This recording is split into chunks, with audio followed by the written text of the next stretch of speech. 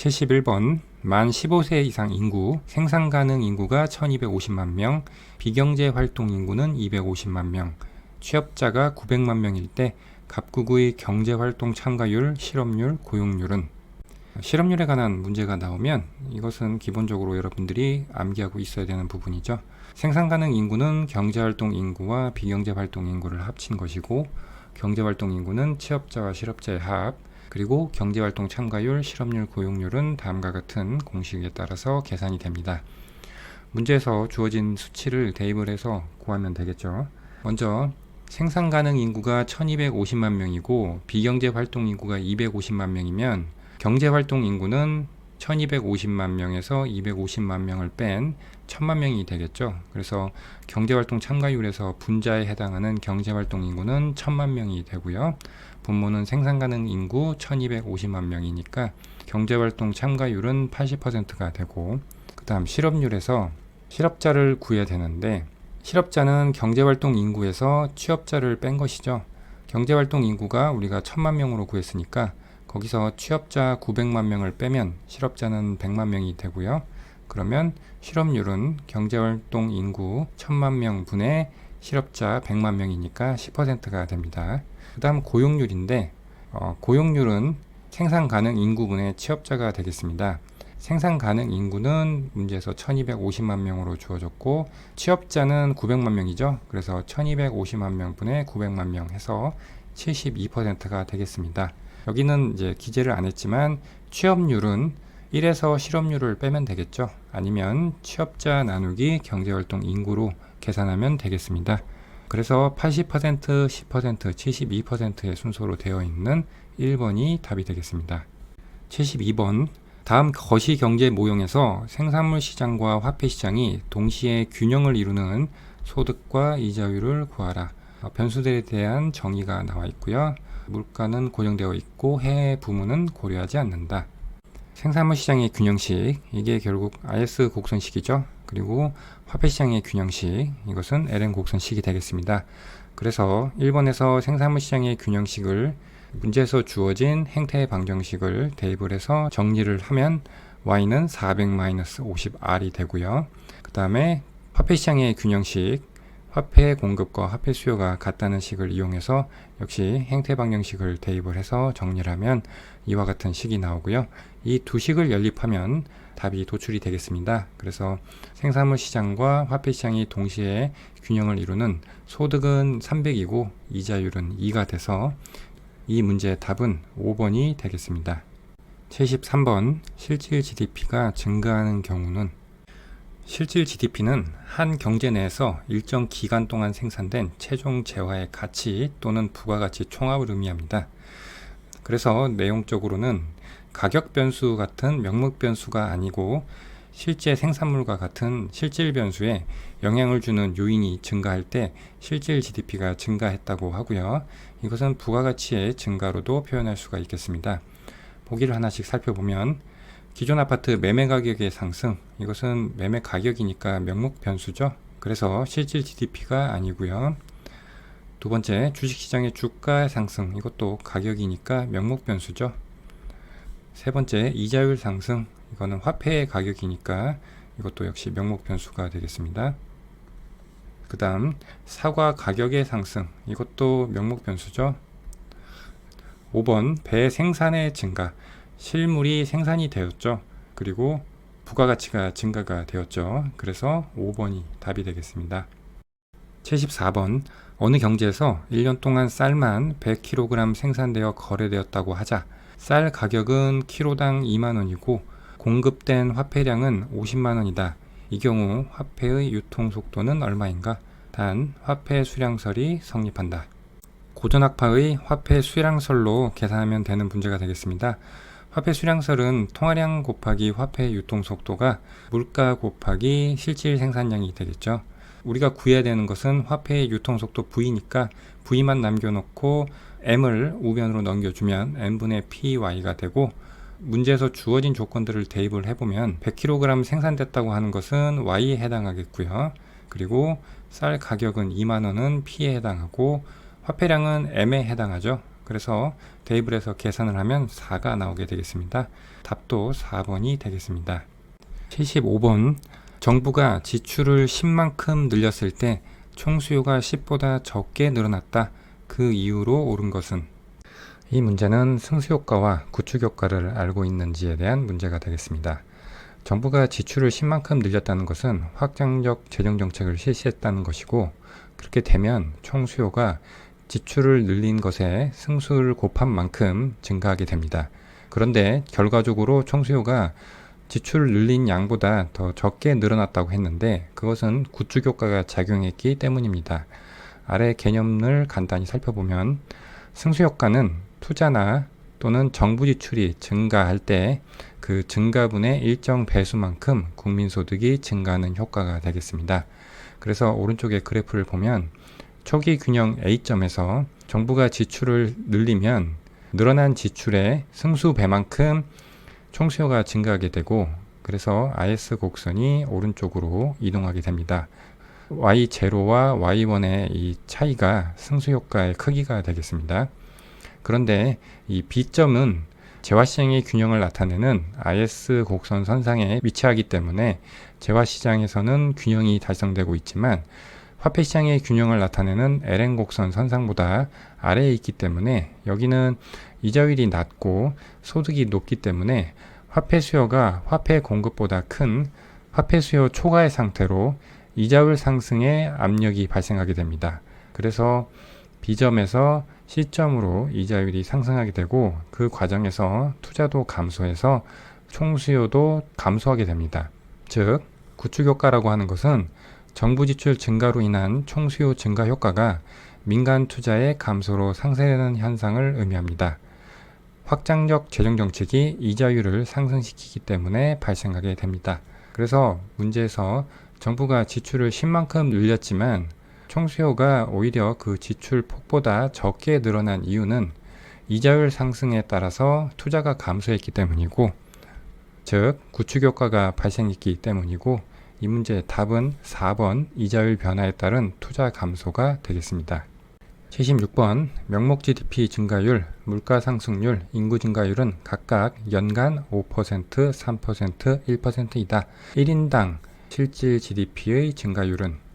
이 문제는 1인당 실질 GDP를 식을 세우고 이것을 증가율의 식으로 변환을 할 수 있는지를 묻고 있는 문제입니다. 1인당 실질 GDP는 명목 GDP 대문자 Y를 물가 곱하기 인구로 나눠준 값이 되겠습니다.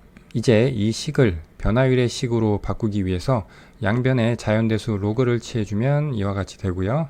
그리고 시간에 대해서 미분을 해주면 아래와 같이 변화율의 식으로 변환이 됩니다. 우리가 구하는 것은 1인당 실질 GDP의 증가율 스몰 y의 증가율이 되고요. 얘는 명목 GDP 증가율을 거기서 물가 상승률과 인구 증가율을 뺀 것이 되겠습니다.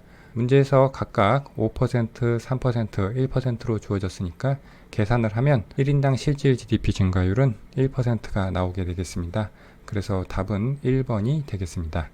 77번 통화 공급 과정에 관한 설명으로 옳은 것을 모두 고른 것은? 통화 공급 MS는 통화 승수에 본원 통화를 곱한 것으로 정의가 됩니다. 그래서 통화 승수나 본원 통화가 변동을 할 때 통화 공급이 변동하게 됩니다. 옆에 이 기호가 나와 있고요. 먼저 통화 승수를 도출해 보겠습니다. 통화 승수는 두 가지 방식으로 도출할 수가 있는데 다른 거는 다 똑같은데 지금 여기 있는 현금 보유 비율, 이 왼쪽에 있는 것은 통화량분의 현금으로 현금 보유 비율을 정의를 했고, 오른쪽에 있는 식은 요구불 예금분의 현금으로 현금 보유 비율을 정의했다는 점만 차이가 있겠습니다. 먼저 통화량은 현금에 요구불 예금을 더한 것이고, 본원 통화는 현금에 지불 준비금을 더한 것입니다. 그 다음 현금 보유 비율과 지불 준비율을 정의를 해줍니다. 그래서 이 두 개의 비율을 변형을 해서 통화량과 본원 통화의 식에 대입을 각각 해주면 이와 같은 식으로 되고, 여기서 요구불 예금 D를 소거를 해주고 정리를 하면 통화량이 통화승수 곱하기 본원 통화로 정리가 됩니다. 오른쪽도 마찬가지 방식으로 도출을 하면 되겠습니다. 다음은 중앙은행의 통화정책 수단에 대해서 알아보겠습니다. 대표적으로 세 가지를 들 수 있는데, 첫 번째 공개시장 조작입니다. 이것은 중앙은행이 공개시장에서 채권을 사고 파는 것을 의미합니다. 그래서 채권을 매입하면 시중에 통화량이 풀리게 되고, 채권을 매각하면 시중의 통화량이 감소하게 됩니다. 이것은 통화 공급의 식에서 본원 통화인 H에 영향을 줍니다. 두 번째, 제할인율 정책입니다. 이것은 중앙은행이 상업은행에 대출 또는 어음을 재할인해 줄 때 적용하는 이자율을 조절하는 것입니다. 그래서 재할인율을 인상시키면 상업은행이 대출 또는 어음 재할인을 덜하게 되겠죠. 그래서 재할인율 인상은 역시 이 H를 감소시키는 요인이 됩니다. 세 번째, 지급준비율 정책인데, 이것은 상업은행이 중앙은행에 의무적으로 예치해야 하는 예금인 필요지급준비금의 비율을 조절하는 것을 의미합니다. 중앙은행이 지급준비율을 인상하게 되면 이것은 본원 통화가 아니라 아까 우리가 도출한 통화 승수에서 이 스몰 rr이 증가하게 되는 것이죠. 그러면 통화 승수가 감소하게 되겠죠. 그래서 지급준비율이 인상되면 통화 승수가 감소하게 돼서 통화 공급이 감소하게 되는 영향을 받습니다. 정리하면 공개시장 조작과 재할인율 정책은 본원 통화 H에 영향을 미치는 정책이고요. 지급준비율 정책은 통화승수 스몰 m에 영향을 미치는 정책이 되겠습니다. 보기를 하나씩 보겠습니다. 기억 100% 지급준비 제도가 실행될 경우 민간이 현금 통화 비율을 높이면 통화승수는 감소한다. 우리 통화승수의 식에서 100% 지급준비 제도가 어떻게 영향을 주는지를 보면 지불 준비율이 1이 된다는 것이죠. 즉 민간이 예금한 것만큼 일반 은행이 지불 준비금을 동일한 양만큼 보유해야 된다는 것이니까 R과 D가 같게 돼서 이 지불 준비율은 1이 됩니다. 그래서 그것을 통화승수에 대입을 하면 이 왼쪽에서 보는 바와 같이 CR도 소거가 돼서 통화승수는 1로 고정이 됩니다. 그런데 문제에서는 민간이 현금 통화 비율 CR을 높일 때 통화승수가 감소한다고 했는데, 통화승수는 현금 통화 비율 CR과 관계없이 1로 일정하게 되니까 이 보기는 틀린 보기가 되겠고요. 니은 민간이 현금은 보유하지 않고 예금만 보유할 경우, 그 이야기는 현금이 제로라는 것이고, 그것은 현금 보유 비율이 C가 0이 돼서 제로가 된다는 것을 의미하고요. 걔를 통화승수에 대입을 하면 통화승수 값은 스몰 rr분의 1로 정의가 됩니다. 이때 예금은행의 지급준비율 스몰 rr이 높아지면 통화승수는 감소하겠죠. 니은은 맞는 보기고요.